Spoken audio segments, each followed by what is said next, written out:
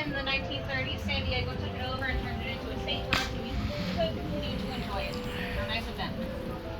Well, there are about 477 bodies buried within these walls. However, not all of these bodies are at rest, and we will explore why. However, first we will be visiting the grave of a man who put a lot of these people in the ground. He wasn't a mass murderer, he was the grave digger. All right, and as we enter into the cemetery, please watch your steps over some roots that might try and drag out into it. This was very well known throughout San Diego for being the grave digger, but also he was a bit infamous before this. Yes, he was known as being the town drunk. He could be seen on the street trying to pick a fight with anyone over anything, or lying face down in a pile of mud trying to sleep it off. But one morning, he was expecting his usual hangover, and he put his hand over to his head, but he found when he pulled it away it was covered in blood. And he didn't really remember doing anything involving blood the night before, but also he didn't really remember anything the night before. And so he went to go wake up his wife, sleeping next to him, to see if maybe she knew what had happened. But then he found the source of the blood. The night before, he had murdered his wife and didn't even remember doing it. So obviously very concerned by this, he ran down the street to the Church of the Immaculate Conception, found Father Ulach there, threw himself at Father Ulach's feet and said, Father, please, can you help me? I have murdered my wife the night before and I don't even remember doing it. Can you help me? Well, Father Ulach knew he could turn Raphael over to the authorities, and some say maybe he should have. But he was a teaching man. He thought, oh no, the justice system isn't going to teach Raphael anything, but maybe I can. And so he said, Raphael, I will not report you for your crime if you do 3 things for me. The first, you will not drink another drop of alcohol for the rest of your life. The second, you will come to every mass you can, every opportunity you can, and become a very devout Catholic.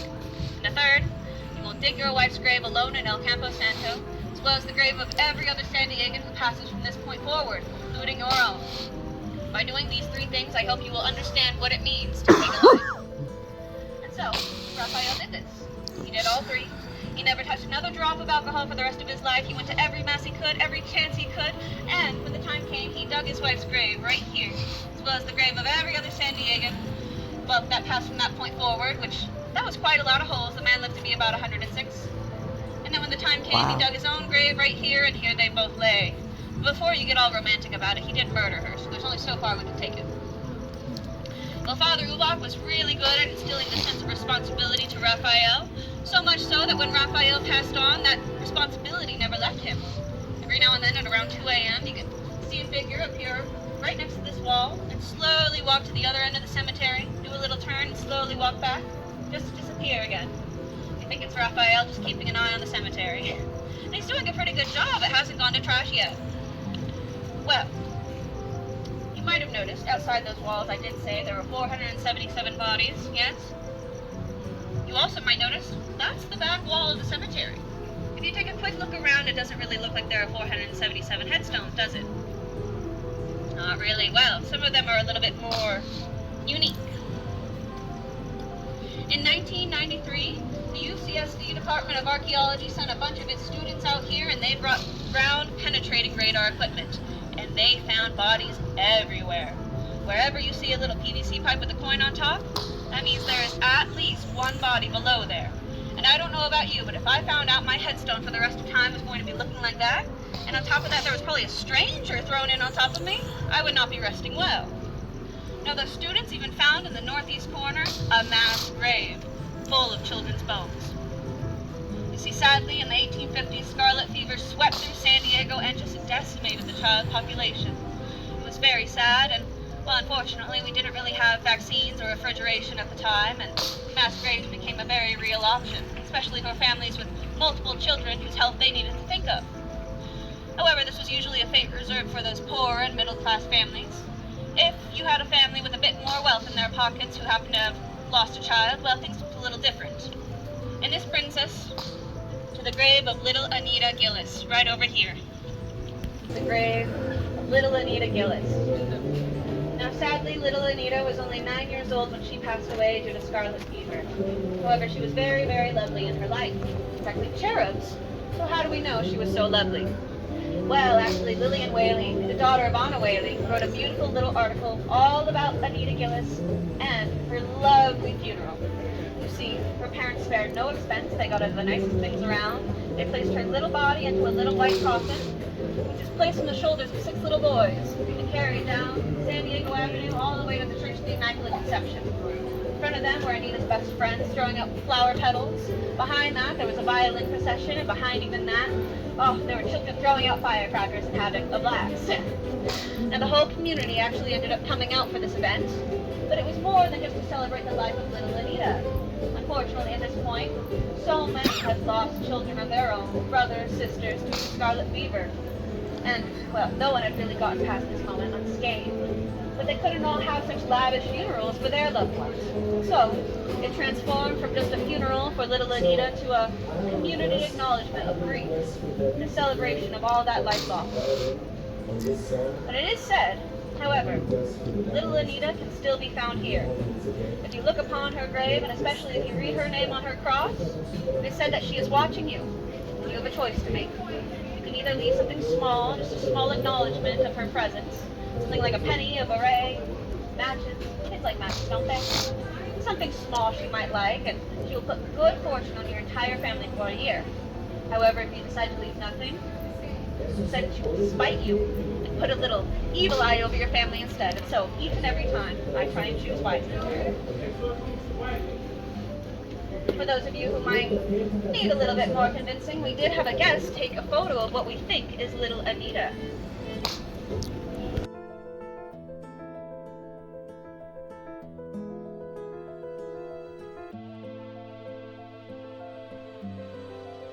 Jim Robinson. Now, his real name was actually James Robinson, but even he went by Yankee Jim, so we're just going to go ahead and call him Yankee Jim, because, well, that's what he went by. Well, Yankee Jim, he was a unique man, you see. In 1852, everyone stood at an average height of about 5'6", but Yankee Jim was 6'4".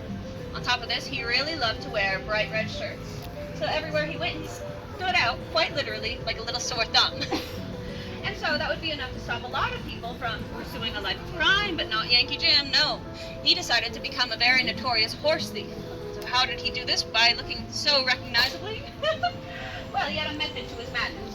You see, he would go to a county, steal one of their horses, go to the next county, sell that horse, steal a different horse, go to the next county, sell it, steal it, so on and so forth. And it was working out pretty well for him until people started to catch on. So he decided he would get out of Dodge and come to San Diego, but there was an issue with that. You see, Dodge was not all too far from San Diego, and although the man could do nothing about his height, he didn't even bother to change his shirt color. And so when you're trying to run away from your problems and people say, "Oh, hey, look, it's Yankee Jim," that's not a success story. Well, Yankee Jim came to San Diego with 2 of his friends, and they thought they would do something like the 18th century version of a joyride, as they were going to steal a rowboat to then steal a pilot boat. Keep in mind, neither of these are horses. Now, one August night in 1852, the 3 men hopped into one of the rowboats and started heading out towards the pilot boat, but they did not do their due diligence. The captain of that pilot boat, Captain Keating, was very much still on board. And so he saw these 3 men rowing out to him, and he thought, the audacity, they're really going to try and steal my boat out from underneath my feet. I don't think so. And so he fired a round of buckshot into the water around them, and they got the idea. They quickly paddled over to the shores of Point Loma, abandoned the rowboat, and, well, tried to book it. However, Captain Keating had seen them, and especially Yankee Jim with his very recognizable attire and just general being. He called the authorities out on them.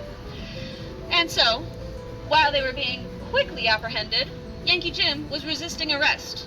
And he was pretty powerful, so much so that they finally had to just lasso him. What a character. Well, finally, it was their day in court. The first friend stood up in front of the judge, and he got a year in the state prison. Well, Yankee Jim heard this, and he kind of liked that. That doesn't seem too bad. No, I wouldn't have to steal horses for a year, he thought. They would feed me, clothe me, house me. What's the downside? And so the second friend stood up. He also got a year in the state prison, and Yankee Jim was starting to like his odds.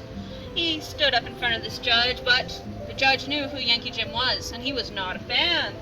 No, he said, Yankee Jim, you have been tried and found guilty by a jury of your peers for the crime of attempted grand larceny of a pilot boat, and for this you will be hanged. Well, Yankee Jim thought maybe this was a mistake. Maybe it was a joke. Maybe it was a great gag, if you'll pardon the pun. Yes, he thought that all the way until they pulled that little board out from underneath his feet. However, there was an issue. You see, whoever said size did not matter, had not yet met Yankee Jim. The person in charge of measuring all those ropes was doing it for average-sized people, which Yankee Jim was not. And so, when that board slid out, he caught himself on his tiptoes. He started doing a very, very small dance, and he accompanied it with some terrible music. Yes, it sounded like... In case you didn't get that, he was choking.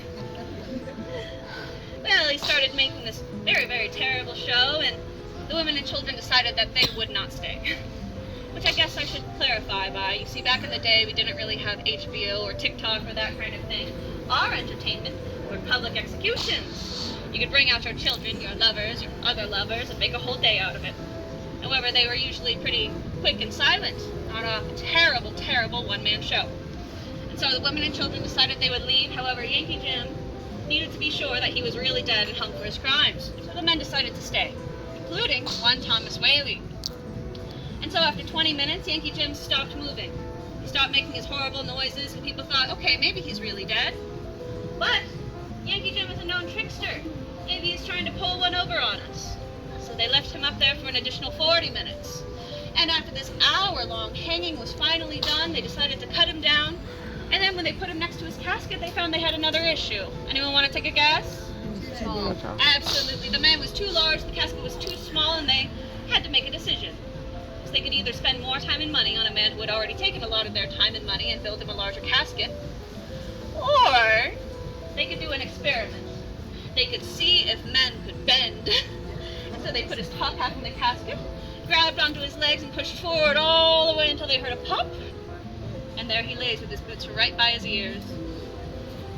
However, Yankee Jim does not really rest that way, you see. Every now and then, at around 2 a.m., you can see a very large man wearing a very red shirt walking all the way down San Diego Avenue on his way to the gallows. And we will be walking that way in just a minute, but first I also want to bring up, you remember those students from 1993 I talked about a little bit? Well, I should mention they found more than just bodies inside these walls. Yes, you see, when San Diego took over this property and turned it into a park for us to enjoy, they also really wanted to pave San Diego Avenue, and that came first. So the students found that there had been bodies paved over for decades, and they thought, well, that's just not right, and so each body they found, they put a little gold coin on top of that just reads grave site, so at least they are acknowledged. And, well, the next time you come to Old Town, maybe don't park on this section of the street. You see, these cars happen to have a really notorious time for having trouble starting, maybe having their car alarms go off randomly, or needing a tow truck. So unless you have really good AAA, maybe park somewhere else.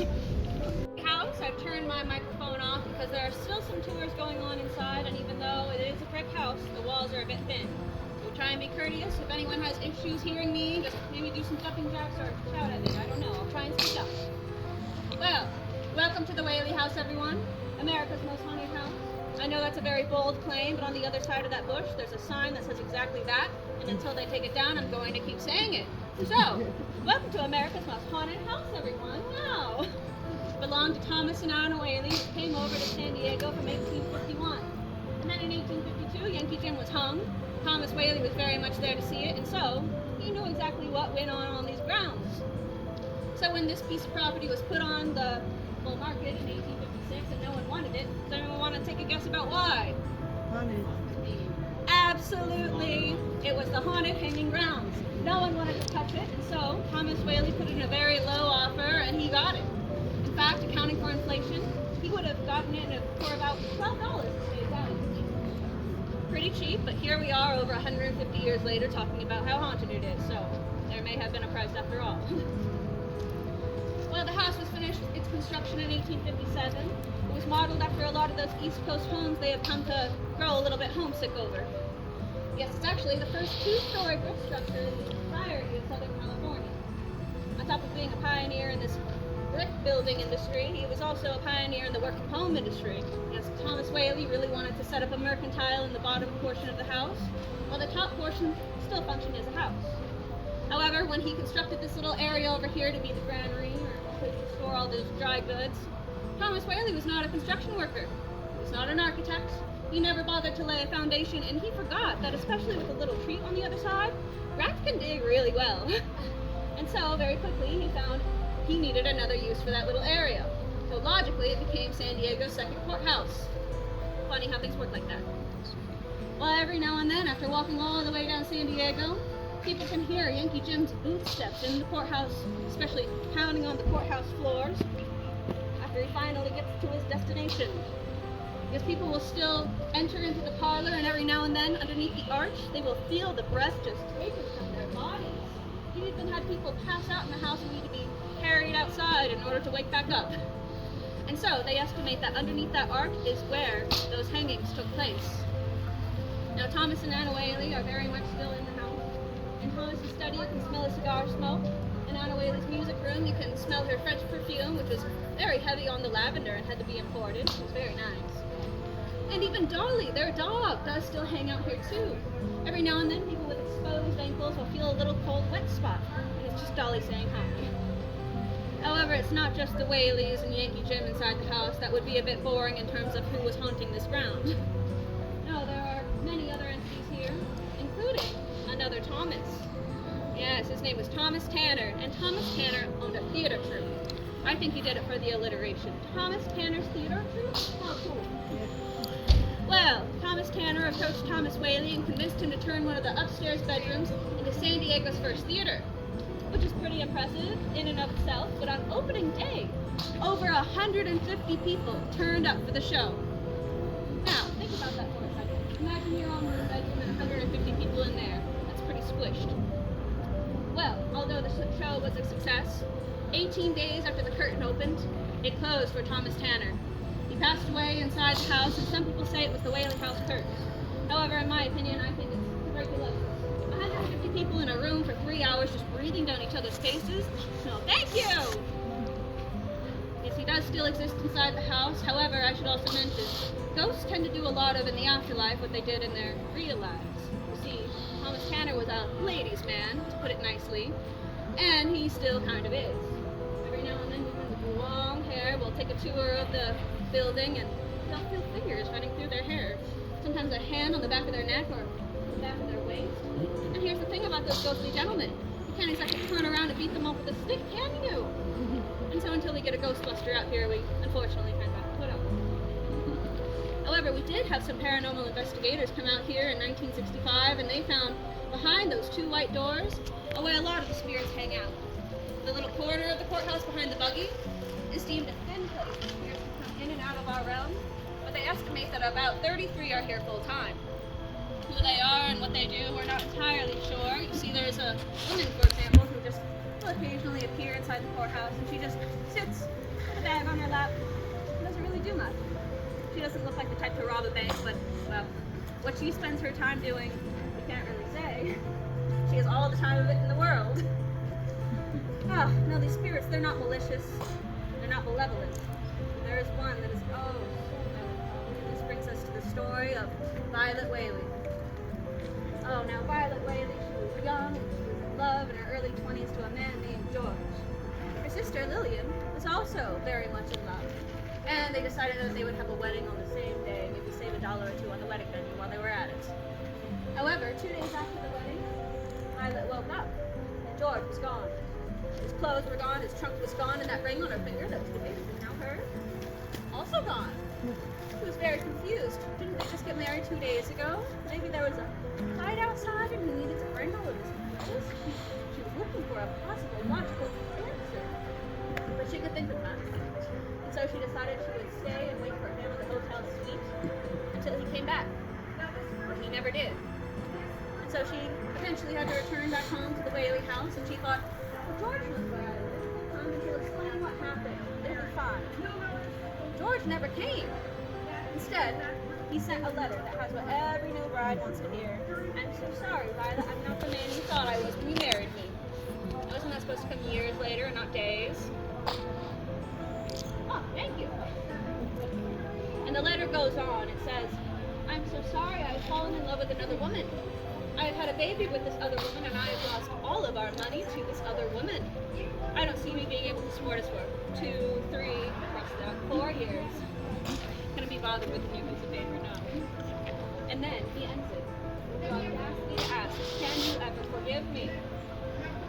Well, Violet doesn't really know what to do at this point. She had just married this fool and hitched her wagon to such a loser. And so she took this letter and really, really concerned, she went up to her parents and she asked, what do I do?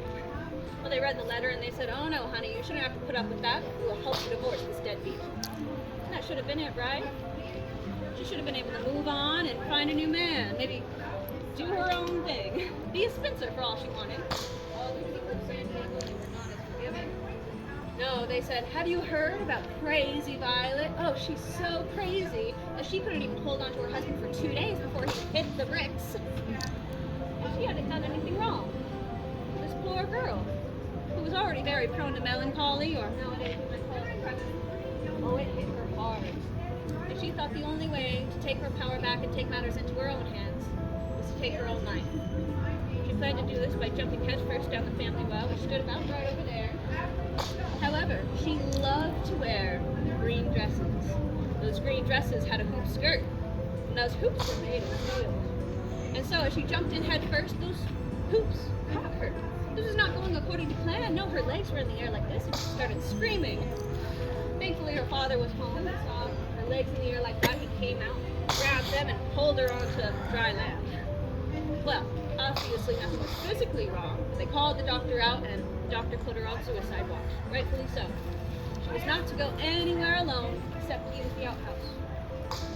Well, she could be seen then, at that point, looking out her parents' window into the courtyard forlornly. And days passed like this, but then as those days turned to weeks and those weeks turned to months, those courtyard windows opened, and she could be heard singing again. And her family thought, oh, how lovely! We're finally getting our daughter back. Oh. And so they dropped their guard just a little bit. And that might have been Violet's ultimate plan. You see, at one point she asked her father for the keys to his desk drawer, just to get a pencil and some paper, just to write a little note. And he saw nothing wrong with that. However, he forgot that was where he kept his .32 caliber pistol. Violet didn't forget. She opened up the drawer, she got the pencil, the paper, and the pistol, closed it, and gave the keys back to her father. The next day she wrote a beautiful little note, left it in her bedroom, took that pistol and carried it past this window where Thomas Whaley was making breakfast, all the way into the outhouse, closed the door, put that pistol against her heart, pulled the trigger. At this point, Thomas Whaley heard that. He ran outside, kicked open the bathroom door, grabbed his daughter, and ran her inside. He put her down on the lounge and called the doctor.